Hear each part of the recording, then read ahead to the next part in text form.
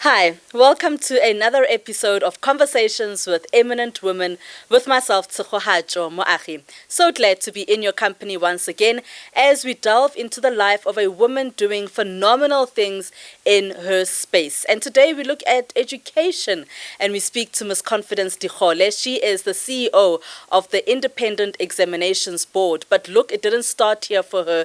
It has been 30 plus years, over 34 years if I'm not mistaken, of her being in this education space. So she knows it in and out. And she joins us today. Good morning, Confidence. Thank you so much for your time. Good morning, Sekho. Lovely to be here this morning, and I really appreciate the honor. Thank you. Thank you so much. Truly appreciate being with you. So let's start off with you being a teacher. Because I think I've got a very soft spot for teachers. So let's start there. How did you get into that teaching space? Yeah, it's quite interesting. I didn't want to be a teacher. Oh. Let me just start there. Okay. So this is how it started. When I was in high school, you know how back then they would do those sort of guidance lessons and so on and so forth. So I remember very well my guidance teacher, Mr. Tony Tucson. I was at a school somewhere in Mafikeng, and so he said to me, "You should be a teacher." And I was like, "No ways." Why? I mean, other kids, you've just told them they must be lawyers and doctors. Now you tell me I must be a teacher.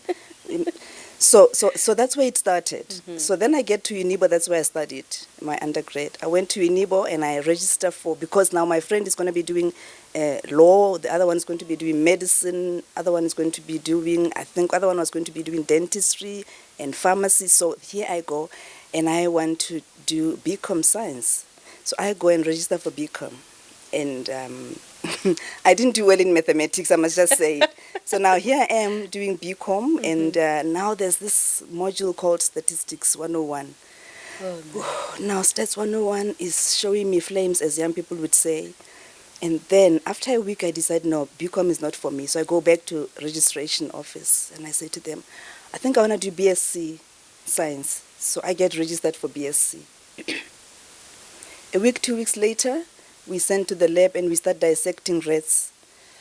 And now if this is going to be what I'll be doing for the rest of my life, I can't. So I got home that day and all I could feel is smell of rats. Ooh. I was nauseating. So the next day I said, I'm sorry, can I please now do education?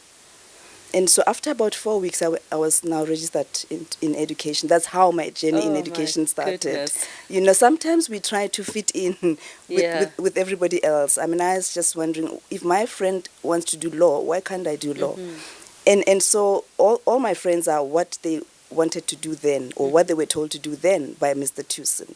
My one friend is a judge, my other friend is a medical doctor, the other one is a gynecologist, the other one is a pharmacist, and I'm in education. Yes. Exactly what Mr. Tucson had said, that's what we need to do. So that's where my journey in education started. Quite the visionary. Yeah. And we are very grateful that, he said to you, just be a teacher, because you then followed that particular path. Yeah. What was it like being a teacher?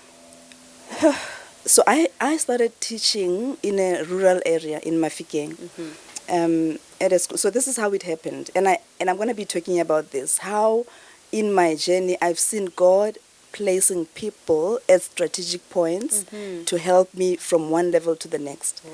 So here is Mr. Khoboko, who was a school inspector. So he sends me to this school. Now I've done my undergrad. This is my first day of teaching. It's the beginning of the year. I go to this school and I sit in the staff room. And I'm there the whole day, and nobody's saying anything to me. So I'm wondering, is this what teaching is all about? I'm beginning to get very frustrated. I'm still young then, a very young teacher.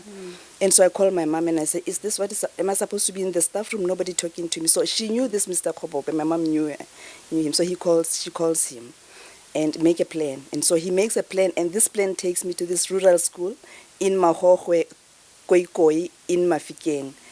So that's where I started. Uh-huh. And then we had classes. It was a public school, of course. Classes of over 50, 60 learners. Even back then? It was worse then. Sure. So here I am, and I'm young, and I'm small. And I'm teaching a class of these big men who sit at the classroom and are ready to challenge me. Oh, man. And you literally are teaching, and the chalkboard is almost touching the front desk. That's how packed those classes were back then.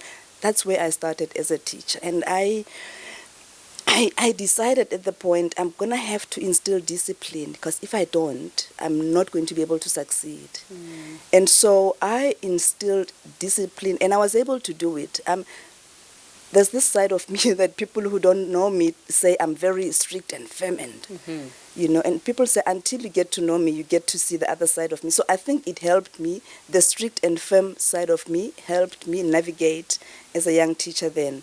And so other teachers would say, you're small, in terms of your frame, and you're young, but you're able to have discipline in your class. They listen, and they sit quiet and they listen.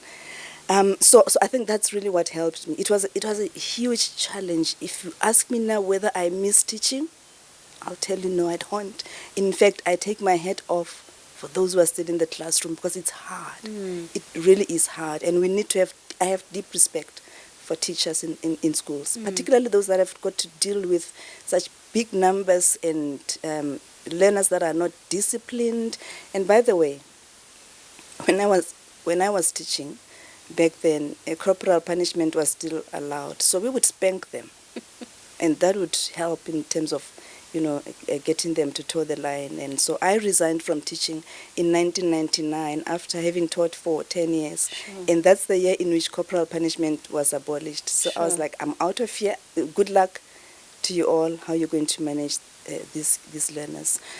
But I think things are improving in terms of when we started as teachers way back then, 30 or 40 years back then. Yeah. So when we then speak about that time as a teacher, you say it was difficult.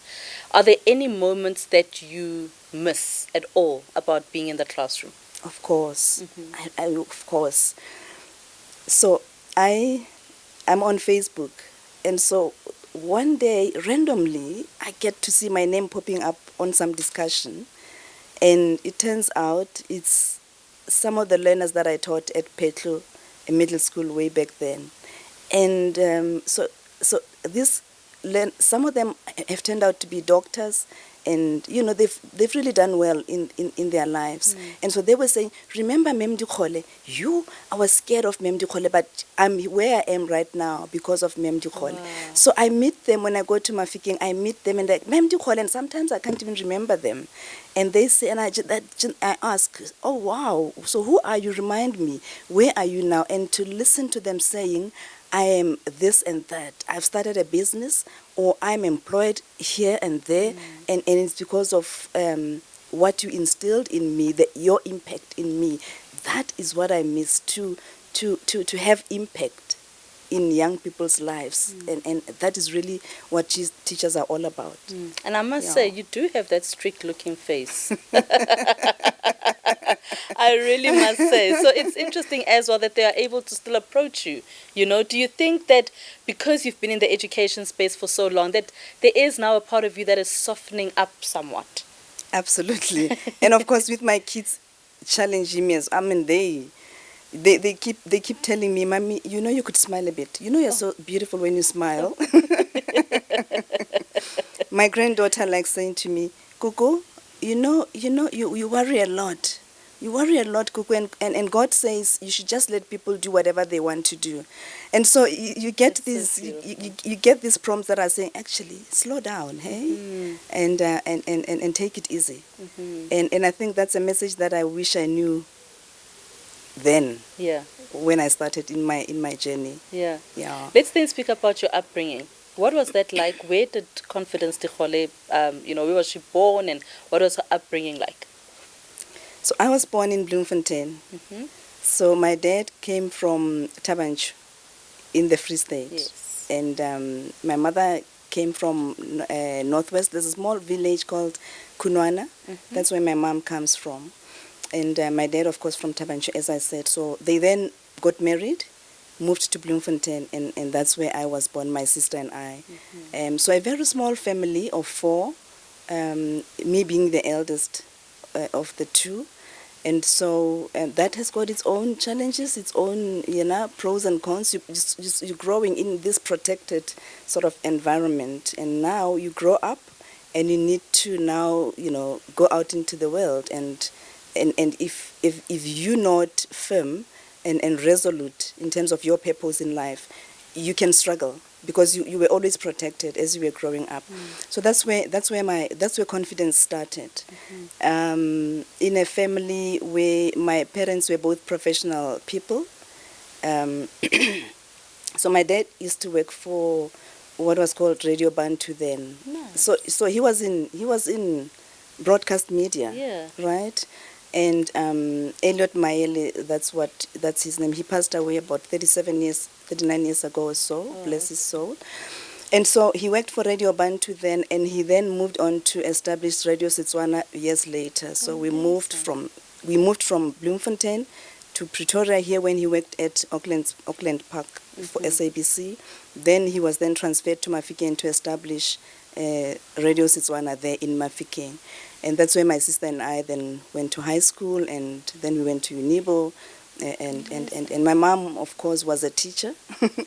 In fact, my dad was a teacher as well. Okay. Yeah, that's where he started, a teacher by training. So this education thing had always been following me. It's in your blood. It's in my blood, Yeah. hey? So he then went to SABC, as I've been saying. He was a storyteller, a prolific storyteller. I mean, if you ask older people way back then, they'll tell you about the stories that he used to write. Then there was no TV. People would sit around their radios and listen to stories. And I remember some of the stories he wrote way back then. He was so good. Wow. And my mom, a teacher, who then became an inspectress. I think that was just when they got married. And that's how I got to get this name, Confidence. So she went to a school in the Free State, and she walks into this classroom, and this young teacher. And this teacher is so confident, so petite, clean, and everything is in order about her. And so she admires this lady, and she says to her, the day I have a child, I'm going to call her Confidence, and I wish she is like you. So I always say to my mom, thank you for giving me this name. I think it has, how a name sort of rubs off. It's Amalwena. It influences who you become. That's... And I get people telling me, wow, you're so confident. I'm like, oh, thanks to my mom. So really, that's where I started. And so my schooling was started in Bloemfontein, then Mabopane when my parents transferred, then Mafikeng, then got married when I was in Mafikeng, then I'm here in Pretoria. Yeah. All right, that's quite the journey. It has been. It has been. Quite the journey indeed. So you then become a teacher, you resign 10 years later, and what's then the next step for Confidence? So I resigned 10 years later when my husband got a job in Gauteng. Then we were so obedient. When a husband leaves a job, you follow. So he got a job here, and I resigned, and I followed him, and I didn't know what was I going to do. So then I applied to Boston City campus in Orange Grove, I remember. And then I was doing course coordinator, something like that, for some department. I think it was the media or communications department. And I worked there for about a year. I could feel that. So I was there for a year. And then there was a post that came up at SAFCET, South African Certification Council. That's what Umalusi was before it became Umalusi. So this was in 2000. And so I applied to SAFCET, in short, that's what it was called, and to be an assessment coordinator. So I'm thinking, what do you know about assessment? But I'll see when I get there. Yeah. So then I applied, and I get the job. And that's where my passion for assessment and quality assurance started, as an assessment coordinator there. What did you learn? What do you think you learned when you got there? Because as you say, what do you know about assessment? You need to now find your path there. So what did you learn there? A lot, hey? Yeah. A lot. So as a teacher, and I always share this, that I would, and this is something we always discourage teachers to do, but I would teach to the textbook. And I was asked to teach science, and I didn't specialize in science in my undergrad. But because we had a shortage of science teachers at the school that I was teaching at. And the principal said, but you did science in matric, so come on, get on with it. And so that's how I ended up teaching science. And so I had to teach to the text because I knew nothing about science. And so, because now you're teaching something that you don't quite know as a teacher, and this is quite crucial to teachers out there, you end up teaching to the textbook. And even when you assess these kids, you expect them to regurgitate what is in the textbook exactly the way it is. And so I then get to Umalusi and I get to understand the different approaches to assessment, different strategies to assessment. I get to learn about principles of assessment, how reliable assessment must be, how valid it must be, and how we need to give these young ones an opportunity to express themselves in whichever way they want to express themselves. So I, for instance, taught there was content on matter. I think everybody would have done that at some point, and you know the definition of matter. And it was that matter is anything that occupies space and has mass. So I would go to class, children, what is matter? Matter is anything that occupies space and has mass. That's how we were taught, eh? And so that's how we taught young ones back then. And now comes testing time. I ask a question, what is matter? And I expect them to say exactly that. And there would be this brilliant child who would say the same thing but differently, and I would mark them wrong. And now I'm at Umalusi and I'm learning all these things and I'm thinking, gosh, I wish I could go back to teaching and correct mistakes that I made then. And so my passion when I was at Umalusi was really, because now you're operating at a national level, was making sure that teachers really get to understand how impactful their teaching is, but also how impactful assessment is. You can break or make learners through the methods that you use when you assess learners in the classroom or in a test. And so and then because I was working in a quality assurance space, that's when I expanded my education and I went to UP, University of Pretoria, and I studied assessment and quality assurance, and which again really helped me a lot to be able to understand how critically important quality assurance is, whether it's in the classroom as you teach, whether it's at systemic level, or even here where I am right now. It's important to always make sure that we have quality assurance systems in place in everything that we do. You're still tuned in to Conversations with Eminent Women right here on our YouTube channel. Do remember to like and subscribe as we continue our conversation today with Confidence Dikgole. She is the CEO of the IEB, the Independent Examinations Board. So Confidence, you speak about Umalusi and the work that you did there. What do you think teachers need to know and remember now about Umalusi and the kind of work that they are doing even today?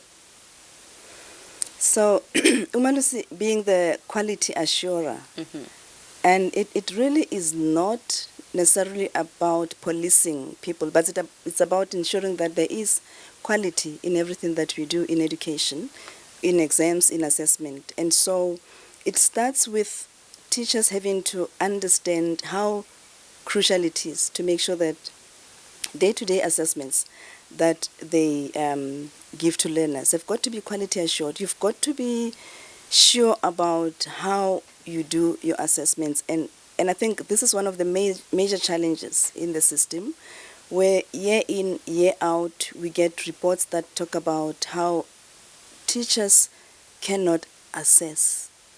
And to an extent that departments of education find themselves having to now come up with assessments for teachers, and that does not help. It perpetuates the problem.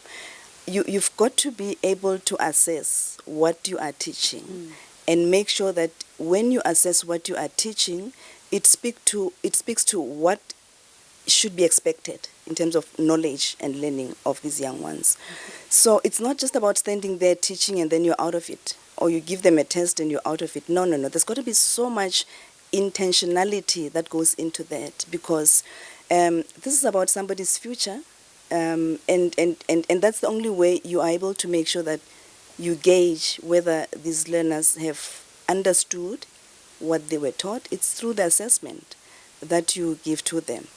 And so the work of Umalusi really is to just ensure that there is quality in assessments, and all other processes that are related to that. Yeah. So you then work at Umalusi for what, 14 years? 14 years. My word. What do you think happens where you are able to sustain yourself in a place for so many years? I mean, you've gone 10 years as a teacher, 14 years in Umalusi. Why do you think you're able to be in one space for so long? I don't know, Tsego, but I think it's got to do with loving what you're doing. Mm-hmm. I think I've been very fortunate in that across my career journey, I really have loved what I'm doing. And that's why I'm still here in education after so many years. And so I thrive in environments that challenge me. And Umalusi was that. We worked hard, hey? I was talking to one colleague of mine who is still at Umalusi recently. And we were just reminiscing on the good old days, how we would sometimes leave the office in the morning at 4, particularly in December when we were all about, doing standardization of results and then doing reports that had to be then sent to the Minister of Education, because the Minister would need those to reference those reports as she releases the results. And so we would leave the office at 4 in the morning, go home, shower, be back at the office and get on with it. Sure. But we stayed because we loved what we were doing. There's one thing about doing something for the sake of doing it, or doing it because you're passionate about it. And I think I am passionate about education. And I've become passionate about assessments, about exams, and about making sure that as systems we deliver credible assessments all the time. I want to ask to move then to ISASA, but I want to speak about the credible exams first in South Africa.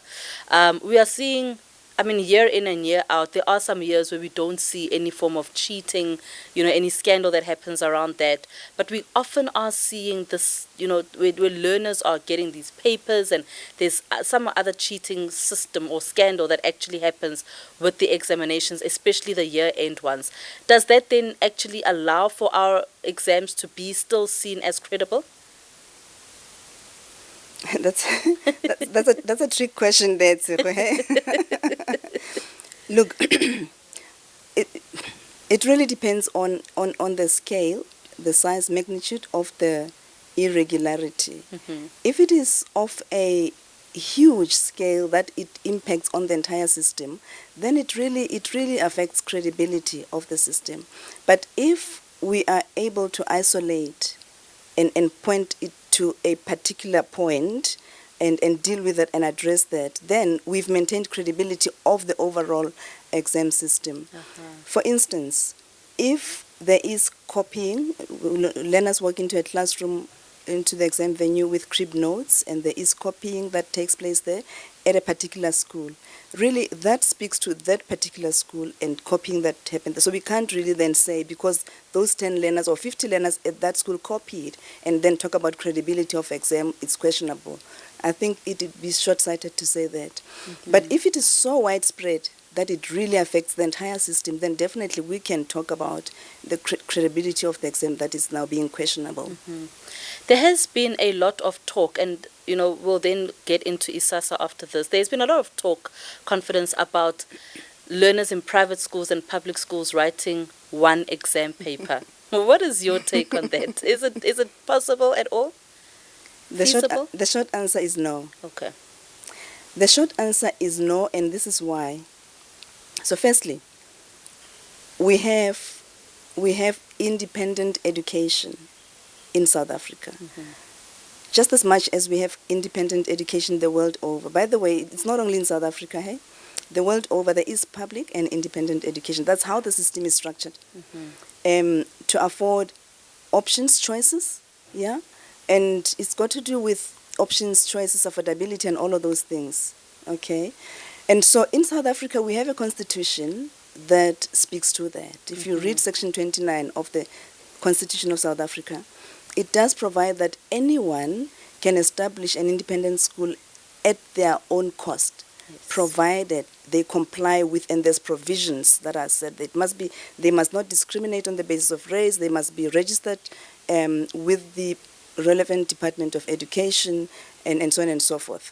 And so it's there in the Constitution. So when you say that you want to do away with independent education or independent assessment bodies, you need to dismantle the Constitution. That's where you must start, because it allows that. And so the laws in terms of education are then premised on that section in the Constitution. So the South African Schools Act then has a whole section on independent schools and independent education, because there is recognition that we need independent education, okay? And now, coming to the whole issue of whether or everybody should write one paper or not, what are we fixing by writing one paper? And I've asked this question, what are we fixing? If we're thinking that we want to fix challenges that we have in education through one exam, we're missing it.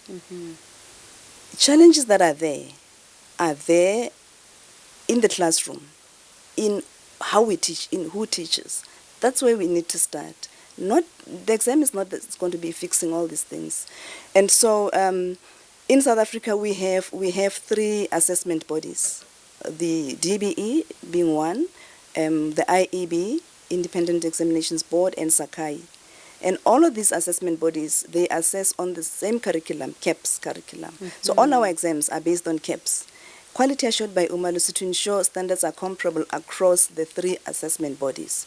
So unless we don't trust, systems that are there, we don't trust them. But Umalusi does a great job in ensuring comparability of standards across the 3 systems. And so really we would be denying a South African child that what the Constitution affords them, choice. If a particular school feels they don't want to write the IEB exam, they want to write Sakai or they want to write DBE, they must be given that choice. I mean, we've got choices everywhere. We've got public hospitals, private hospitals. But the point here is that the one exam is not a solution to the challenges that may be there, perceived or real, in the education system. Okay. And so what I like about this is that the Department of Basic Education gets this. In fact, they've started, they have a concept, what do they call it? A concept paper that speaks to a single national exam board. But this is for the public system. It's got nothing to do with the independent. It's for the public, because them noticing, realizing that the DBE currently operates as a player and referee, where they develop curricula and they assess it. So they're wanting to separate this. And as we know, there's independent schools that write the DBE NSC. So they can continue writing it. But those that want to write independent, with independent assessment bodies, they must be given that choice to do that. So then you moved from Umalusi to ISASA. Yeah. What was that like for you? I mean, moving, that move really for you. What was it like for you, and how do you think you're able to adjust to being then at ISASA? Again, that was a being thrown in the deep end kind of thing, because here I am at Umalusi for 14 years, and I am focusing on assessments, exams, quality assurance, and I've come to love that. And now here's an opportunity at ISASA for me to go and work on policy and government relations. That's what it was called. That's what it's called. And so this had to do with all sorts of policies, hey? Not only education policy, by the way, but any policy that may impact on education, on independent schools. I had to now go and learn all of this. And so then I say to this person who approached me and said, there's an opportunity, I said to him, what do I know about broad policies in education? What do I know about government relations? And said, you'll know. Sure. And so I trusted that I will know. And I think also I'm one person who will take on challenge when it presents itself. So I went to ISAS, and it was just a beautiful journey. I mean, it was just, so I got to ISASA in 2015. I started there in February. I left Umalusi December 2014. And so I get to ISASA and I head up policy, that small little department. And I work with somebody who I had previously worked with at Umalusi, who was a great mentor. I've been so privileged to have such great mentors in my life. And when I started earlier, when I said, God has a way of just placing people at strategic points in my life, and I've seen how he's done that throughout my career. And so this person then says to me, come join me at ISAS. So I went. I was interviewed, And the same day that I was interviewed, I remember I was flying to Namibia because I was going to monitor exams in Namibia, working still at Tumalis. The same day I'm at the hotel, I get a call, you got the job. I'm like, oh, these people are so desperate. Like, I just went for the interview this morning, same day I got the job. So that's how I started at ISASA. Okay.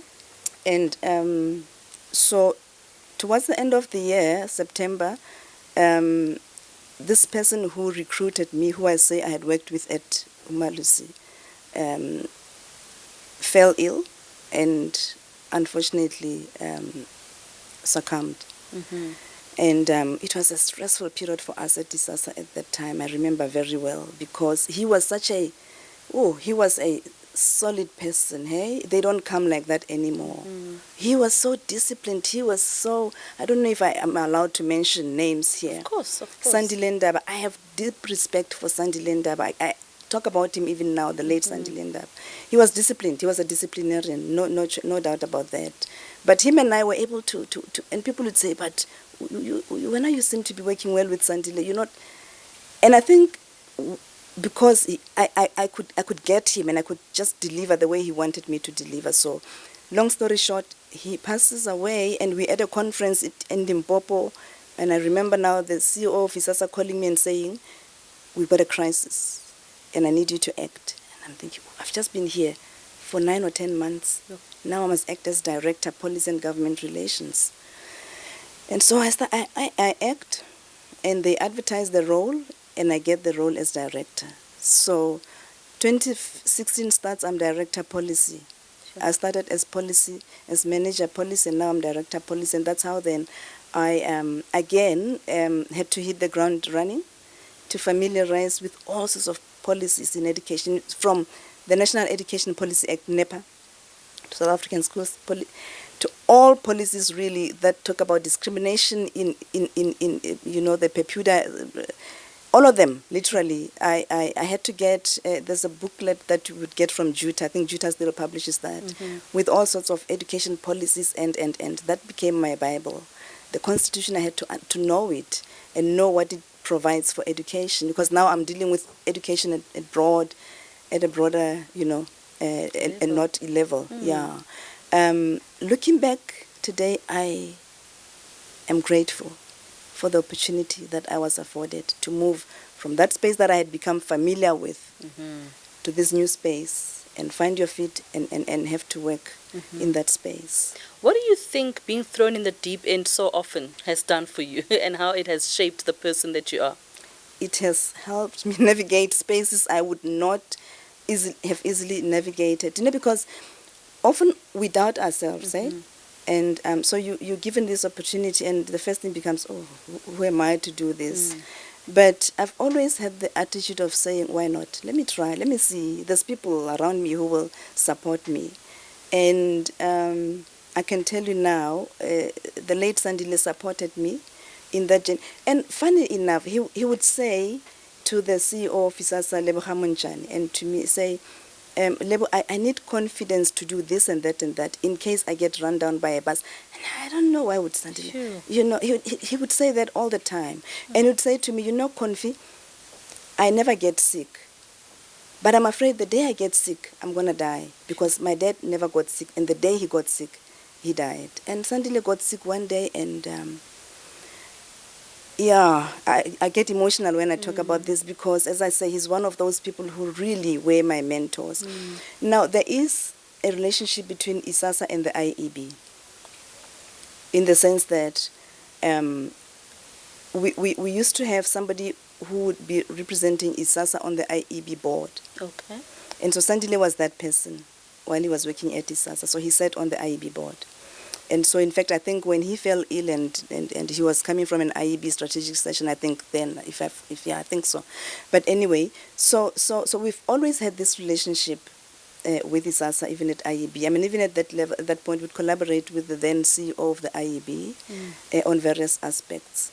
And so, being thrown in the deep end like that, to answer your question, has enabled me to navigate complex spaces with knowing that there's people to support you and trusting that God places people to support you. Confidence, what do you do on a day-to-day now as the CEO of IEB? Meetings, meetings, meetings. I wake up in the morning, even before I get to the office, there's meetings. I mean, Unati makes sure, Unati is my executive assistant. She makes sure my diary is packed like that because there's always people requiring to meet. So it's that. And then you get to the office, then it's in and out the whole day. People wanting to check with you on certain things, my team, everybody else. I've got this policy, that an open door policy, and I established that immediately when I took up this role as CEO of the IEB, that people must feel free to talk to the CEO. CEO is not somebody who sits in that corner office and nobody must come to them. And so I've established this practice, which I call coffee or tea with the CEO. Nice. So anybody who wants to talk to me just books time with Unati, and we slot them in. And so it's one of the things that keeps my diary packed. And staff come here, we sit around the table, and we have tea. And they tell me about themselves. They tell me about what is it that they want to see happening at the IEB. It's about anything, but it's got to be also about the IEB, of course. Yes. How do we take this IEB to the next level? So it's meetings, it's having conversations with staff, and it's doing stakeholder management, being out there representing the IEB. It's by the time I get home, I say to them, guys, I don't want to talk to anybody today. Can I just be left alone, please? I just want to lock myself and just get a bit of a break. Get a bit of a break. So let's then talk about the IEB. What is the work of the IEB? So the IEB, as I said earlier, is the independent assessment body. That's what we do. So we are accredited by Umalusi, the quality assurer, to offer assessments that are on the sub-framework that Umalusi is responsible for. Okay. So let me just break down the unpack it. So South Africa has what is called the National Qualifications Framework that SAQA is responsible for. Okay, and so on that framework, there's 3 sub-frameworks. One for schooling, one for trade and occupational qualifications. It belongs to QCTO, and then there's one for higher education that belongs to Council on Higher Education. So Umalus is responsible for the schooling one, level 1 to 4. And sometimes 5. And so they have accredited us to offer assessments at level 4 on the framework. And so that is the NSC. We are accredited to do that, and we also are accredited to do the adult qualification, the GETC, Adult General Education and Training Certificate in Adult. So that's where So we are kind of responsible to Umalusi for ensuring that there is quality in what we do. There is a lot of engagement, collaboration with them that goes on all the time. And so basically that's what we do. So we set assessments for schools, for primary schools. It's the IEB initiative. But we set exit exams for the National Senior Certificate and for the GETC that I talked about. So we appoint panels of examiners who then set question papers in line with our guidelines that we've established. We've established a standard through the guidelines that are in place. So that's what then informs the setting of question papers. That's the standard that we want them to set towards. And it's about also us then quality assuring the daily assessment that takes place at schools, which is called school-based assessment. So we moderate school-based assessment. By the way, school-based assessment constitutes 25% of the total mark that a learner walks away with. So there is 25% that comes from school-based assessment, and there is 75% from the exam that is quality assured by Umalusi. So at the end of the day, the two are put together, and a learner is then awarded a certificate based on that. So basically, that's what we do really at the IEB. We have a subsidiary company at the IEB that was established mainly to offer training. And so we offer extensive training to schools but through assessment, education and training.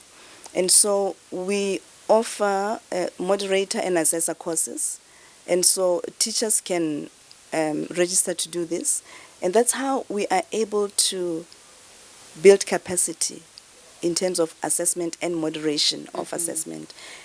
And by the way, these are extended to public schools as well. So if there's a teacher in a public school that wants to be a solid assessor, they can then register with us and offer an assessor or moderator course.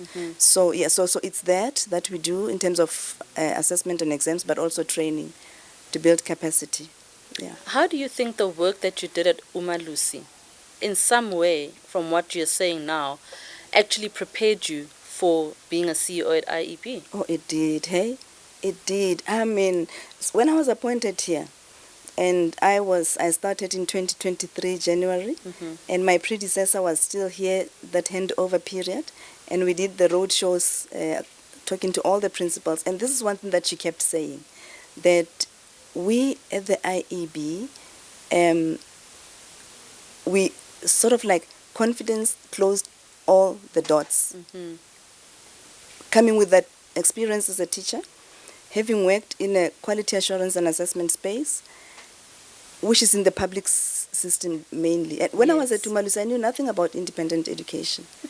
But now to go to ISASA and now get to know about independent education and get to deal with those policies and get to understand and now come here. So can you see that it's a closing of, it's a full circle. It was a full circle moment for me, really, coming here.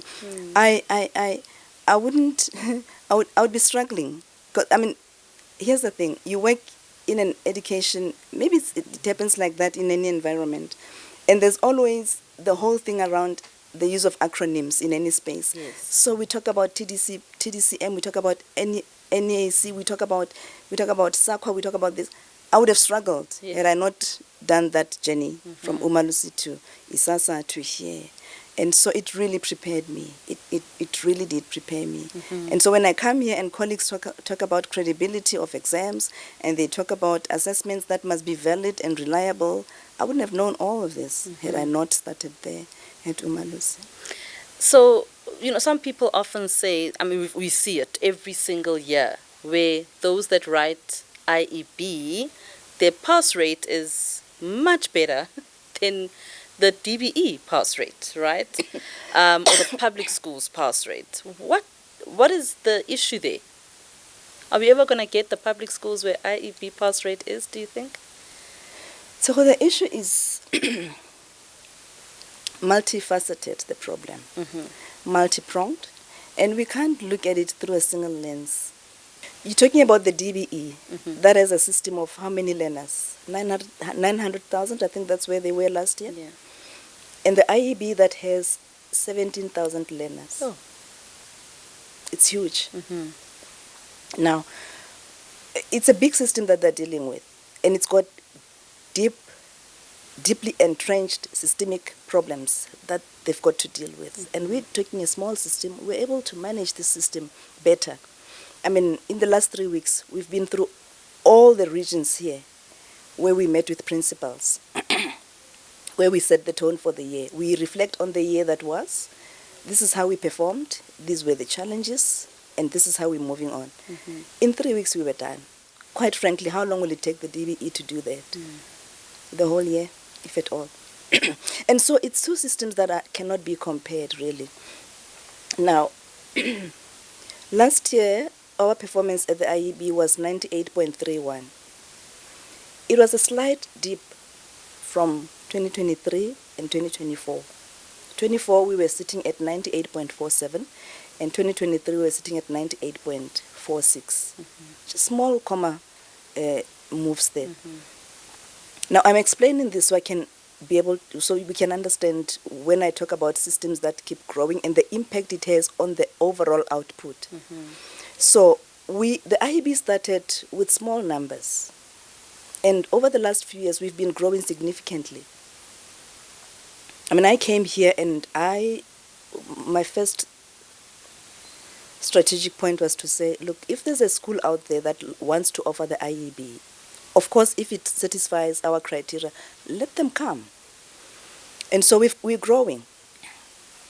We've grown from 10,000 to 17,000. That's huge. And with growth comes those sort of shifts that you see in performance. And hence, we're moving now from 98.47 to 98.31. And people are asking me, are you worried about this shifting, this decrease or decline, as they put it? I'm not worried, because I know it's happening within a particular context of growth. So you're looking at the IEB, that's this size, and the DBE, that's this size. We can't really compare. That's what I'm trying to illustrate here. They're dealing with huge systemic issues, and we're dealing with issues, and we're also beginning to see now the impact of growth on performance. And we did say to the board that this is what is likely to happen this year. The cohort is changing. We're not only looking at independent schools that are brick and mortar type of schools, we have online schools as well that are now part of the IEB cohort. So cohort characteristics influence the outcome. And that's what the DBE is dealing with as well. So you then have all these meetings as the CEO of the IEB. You get home to who? And what you say to them, can't today. How were you able to also build your family with all the busyness that you've had? It's hard, Tsiko, hey? It's hard, and I feel bad. I feel guilty, because they call it an A-type personality. I'm a do. If there's something to be done, let's do it. Let's just keep doing, you know. And so I've learned that one needs to have that work-life balance thing that we all talk about, but we're not mastering. I always say to staff here, please make sure that you do this work-life balance thing. And they say to me, but are you doing it? So I get home we have three kids. The eldest two are married and living their own lives, and we remain with the youngest, who is with us. So I get home to her and to my husband, and they want my attention, and I not that I don't want to give it, but I don't have anything left to give. I think the fortunate thing is that they do understand, because they can see how busy it gets. So they do understand. And so I do try, not always getting it right, but just to make sure that now this time is for them. Because if you don't do that, you lose that side as well. And look, we're not CEOs forever. We are CEOs, but we're going to be moving. We're going to need these families. And if we don't maintain that with them, we're going to struggle when we stop being CEOs and we go back to what real life is really all about. So what is next for, let's start with IEB. What are the plans that you have for the IEB? I want to grow the IEB. That's one. Because as I said, I do feel like if there are schools out there that have always aspired to belong, we're not exclusive. We are inclusive. And so and I always say to the team here, let's make sure that we include all these schools, whether it's schools that write with us, that are in under-resourced areas or underdeveloped areas. Let's include them in all these assessments initiatives that we do as the IEB. Let's continue building that capacity. Let's continue exposing the IEB to this child who would have, yearned to be part of this system. But of course, as I said, schools must qualify to be part of the IEB.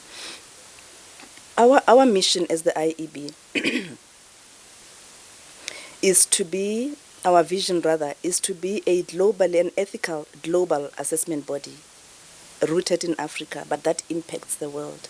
And so that's what we're doing. Through our assessments, we produce learners that go out there and they get admitted at universities all over. We're talking international universities, including those Ivy League institutions. And this is the result of teaching and learning, but assessments that have shaped them to be what they are. So our assessments are all about producing learners that are critical thinkers, that are problem solvers, that can analyze. And that's what is needed when you go out there into the world of work, or if you want to go abroad and study there. And so we've been able to achieve that, but now we are putting more emphasis on that, much more emphasis on that as the IEB. So we are expanding. We are coming up with a whole lot of initiatives that are going to support teaching and learning in the classroom, bearing in mind that we are an assessment body. So we are all about assessments. But where we can impact through our subsidiary company, we do impact and do that training that we offer all around to teachers. What is your biggest pet peeve? As a CEO or? Both. As a CEO, as a mom, as a wife, as a woman in South Africa.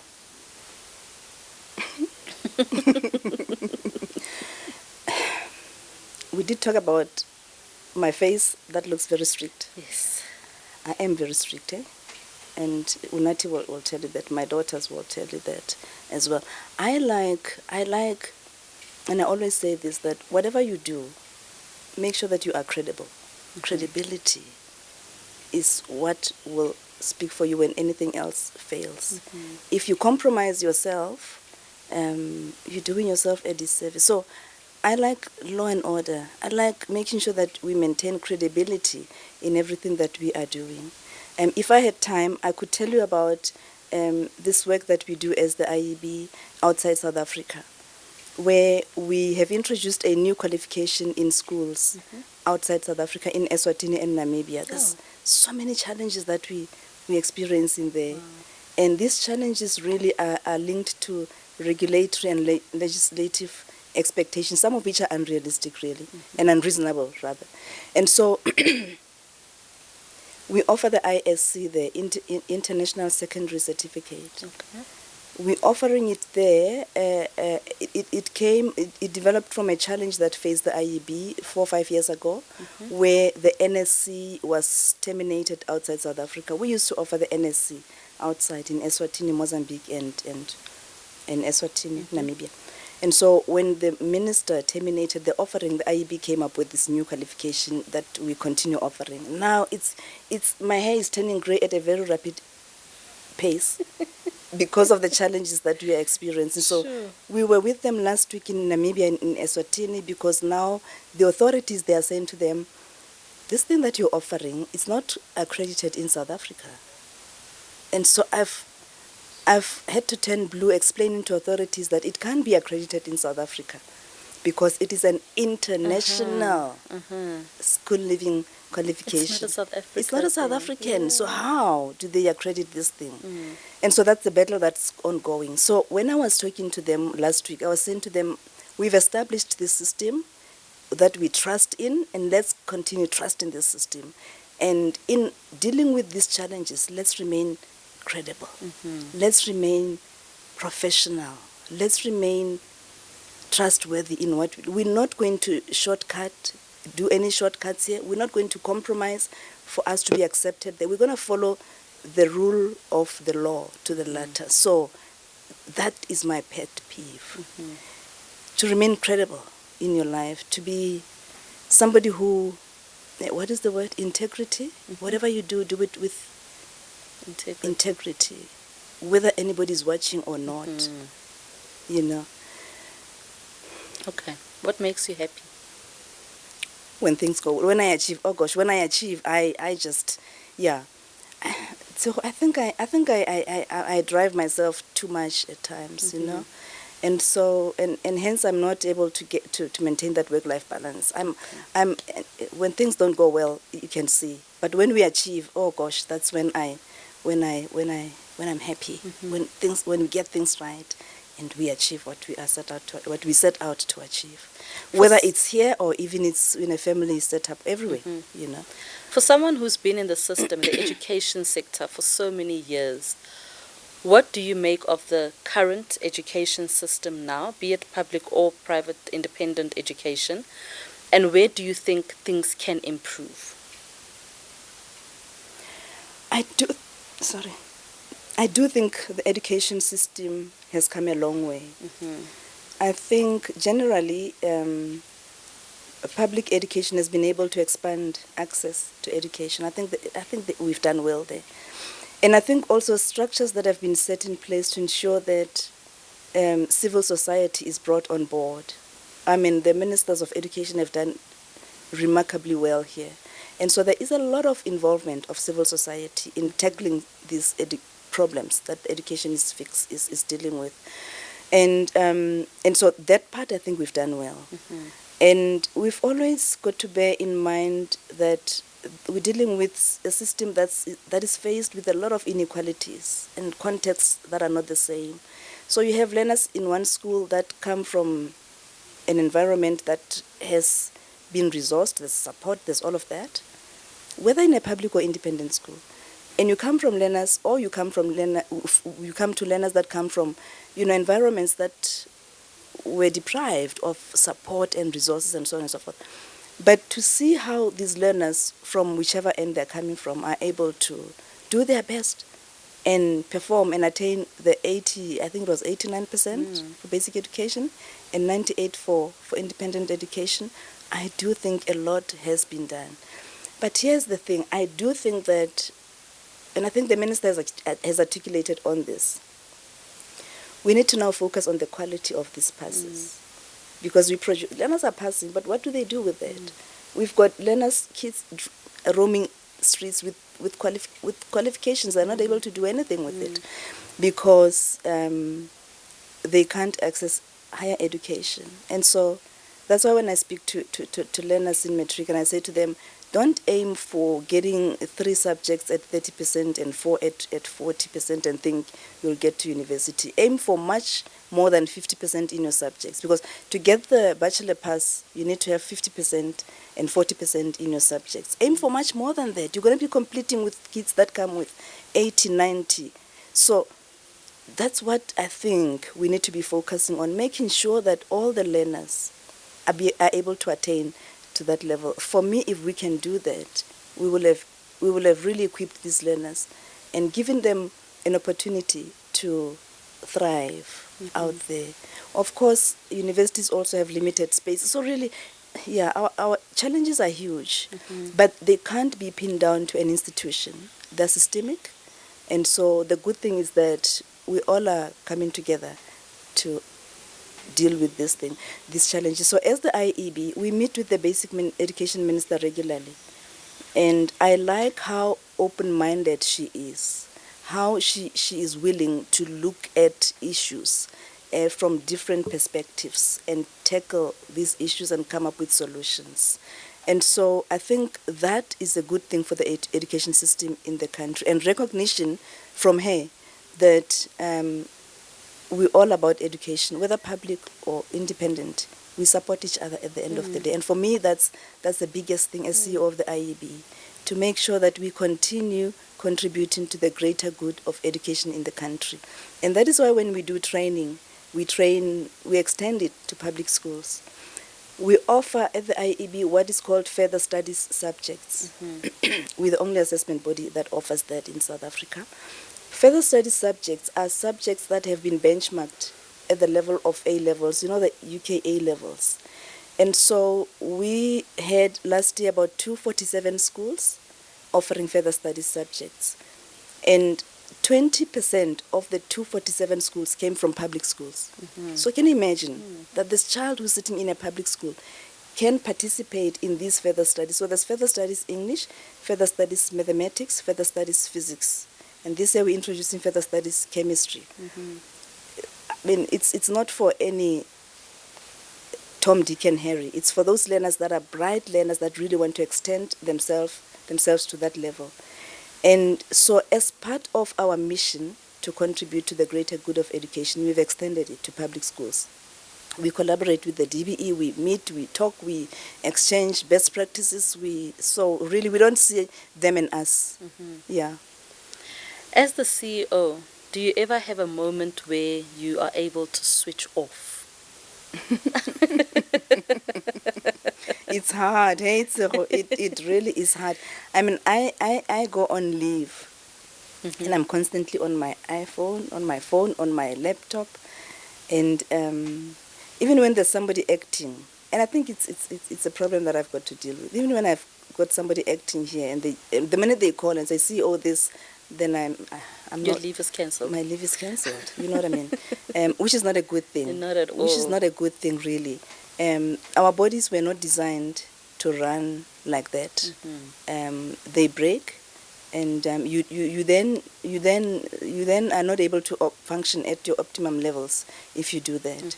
But I do try and find time to switch off and just go somewhere and just breathe and be alone. I enjoy moments like that when I can be alone and just reflect on my life, on my journey, on my family, on my career, on the IEB and all of these things. So I do that when I go away, and that's how I'm able to switch off, those occasions are very rare, I must say. And so what do?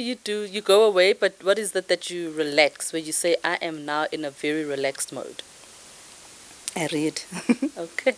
I read. Please tell me you're reading a novel and not policy. No, not policy. Okay. Not policy. Currently, I'm reading one book called Let Them Theory, by, I've just forgotten the author now. It's such a so I like reading such books that are more like motivational and where you walk away with something. So I do read. I do, of course, I will go to a spa. It must be there in the mix, and just get that massage and just to unwind. And I used to cook when I was younger and my girls were younger. I don't cook anymore. I don't find it relaxing. Some people find cooking relaxing. It's very relaxing. I don't. It's a lot of work, eh? So I don't do that. So really, yeah, it's that. It's just reading and just reflecting, and spending time reading the Bible and getting to, build that relationship with God. Because at the end of the day, I'm where I am because of Him. Absolutely. And so when your work is done at the IEB, whenever that's going to be, what will be next for Confidence Dikgole? I don't know when that will be, but believe it or not, I'm very close to retirement. Really? So I'm likely to retire at the IEB, yeah. Okay. I'm not far from retirement. Okay. I think this is where I'm going to retire, if the IEB still wants me here in the next 7-8 years, because that's when I will then be going into retirement. And what will you do you think, after that? I will continue operating in the education space. Sort of lending a hand here and there where I may be needed. And so when I was at ISASA, I would joke with the CEO of ISASA, Leboga, and we would say, when we retire, we're going to come back here and we're going to be monitors, we're going to monitor exams, we're going to be regional directors that go to schools and just to have conversations with principals and just make sure things are, and just give advice, and we're going to be doing that. So I'm looking forward to the day when I will not be operating at this level that is so highly pressured, but highly pressurized rather, but still being able to contribute meaningfully to education. I'm passionate about healthy living, and so I've always dreamt about operating in a space where I am able to sort of, just maybe a health shop or something like that. That's my passion for one day. I'm so much passionate about that, Tseho. Making sure that I live healthily, I eat well, and yeah, all of those things. So that's one of the things that I will be doing one day when I retire. Well, we look forward to that. Thank you for your time. Truly appreciate it. Thank you so much. This has really been, exciting, just to sit and pause and reflect, which we don't get to do often. That so is thank very you for the true. opportunity. Thank you very much. Thank you so much for your time. Confidence Dikgole, she's the CEO of the Independent Examinations Board, and that's how we wrap up then Conversations for Eminent Women, this particular episode. Remember to like and subscribe. From myself, Tsegohatjo Moagi, and the entire team, remember to be kind wherever you go and to protect your peace. Bye-bye.